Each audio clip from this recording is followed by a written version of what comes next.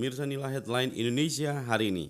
Kanal yang merangkum berita unggulan dari beberapa media nasional. Kami kembali hadir pada edisi Kamis 5 Desember 2024. Kita awali dari detik.com dengan kabar budaya dari UNESCO yang resmi mengesahkan kesenian tradisional Reog Ponorogo asal Jawa Timur sebagai warisan budaya tak benda ke-14. Penetapan pada sidang ke-19 Komite Warisan Budaya Tak Benda yang berlangsung di Paraguay diapresiasi oleh masyarakat Indonesia. Menteri Kebudayaan Fadlizon pun meminta agar Reog Ponorogo jangan sampai punah. Inklusi ini merupakan pengakuan internasional atas kekayaan budaya Indonesia sekaligus seruan untuk melestarikannya di tengah tantangan globalisasi dan modernisasi. Demikian kata Fadlizon dalam keterangan yang diterima oleh Detik Pop pada hari Rabu tanggal 4 Desember 2024. Setelah dari Ponorogo kita menuju ke Kediri. Kompas.com melaporkan kecelakaan terjadi di perlintasan kereta api di Desa Nyawangan, Kecamatan Keras, Kabupaten Kediri, Jawa Timur pada hari Rabu tanggal 4 Desember 2024. Sebuah kereta api menabrak ambulan yang diketahui berasal dari Rumah Sakit Umum Daerah Gambiran, Kota Kediri. Akibatnya sopir ambulan tewas di lokasi kejadian. Hingga saat ini identitas korban dan kronologi lengkap peristiwa belum dapat dipastikan karena proses penanganan masih berlangsung sampai Rabu sore. Menurut laporan awal, ambulan yang terlibat dalam kecelakaan tersebut dalam keadaan kosong karena baru saja mengantar jenazah. Juru bicara RSUD Gambiran Kota Kediri, Nitrasari menyatakan pihaknya belum dapat memastikan apakah ambulan yang terlibat merupakan milik rumah sakit atau bukan. Sementara itu, newssemarang.id memberitakan digitalisasi yang tumbuh pesat saat ini dikembangkan Bank Indonesia, salah satunya untuk memudahkan orang membayar parkir kendaraan. Di Kota Semarang ada 2 ruas jalan yang jadi pilot project program Parkris alias bayar parkir memakai kris. 2 ruas jalan di Kota Semarang yang jadi pilot project itu adalah Jalan Depok dan Jalan MH Tamrin. Keduanya di wilayah Semarang Tengah. 2 ruas jalan itu sudah dijadikan jalan khusus implementasi kebijakan parkir non-tunai. Demikian ungkap Deputi Kepala Perwakilan Bank Indonesia Provinsi Jateng Nita Rahmenia dikutip pada hari Minggu 1 Desember 2024. Selanjutnya dari Jakarta, antaranews.com memberitakan Presiden Prabowo Subianto telah memberikan teguran kepada utusan khusus Presiden Miftah Maulana Habibur Rahman atau Gus Miftah atas pernyataannya kepada pedagang es teh bernama Sun Haji yang sempat viral di media sosial. Hal itu disampaikan Kepala Kantor Komunikasi Kepresidenan Hasan Nasbi dalam pernyataannya kepada wartawan melalui video yang diterima di Jakarta pada hari Rabu.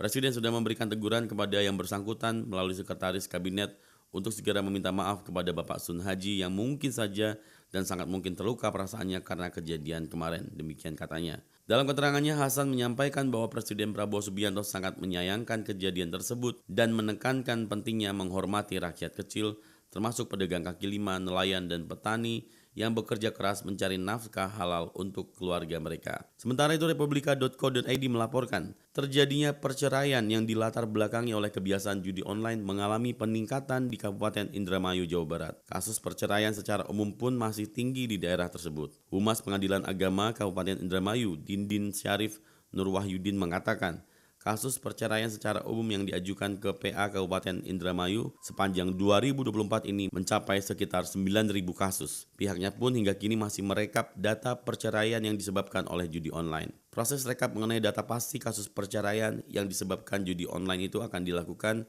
hingga akhir Desember 2024. Angka pastinya belum ada, tapi saya lihat memang cukup banyak perceraian gara-gara judi online.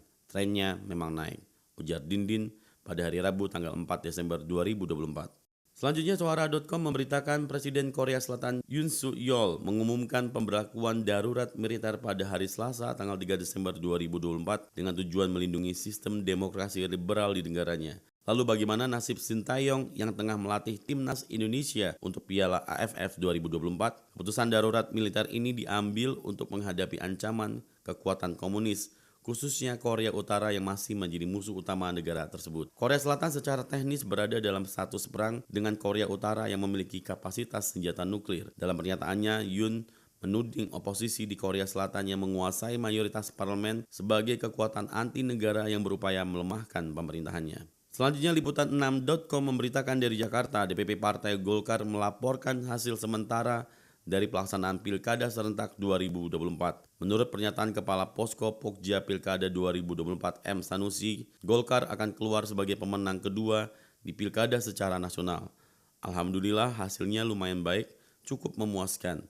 sudah kita pastikan ada di posisi 2 besar dalam Pilkada serentak 2024 ini. Demikian kata Sanusi saat konferensi pers di DPP Partai Golkar, Slipi, Jakarta Barat pada hari Rabu 4 Desember 2024. Sanusi mengungkap hal itu bukan sebatas klaim, sebab pihak internal partai telah melewati sejumlah proses penghimpunan data hasil Pilkada serentak tersebut. Pemirsa, itulah headline Indonesia hari ini.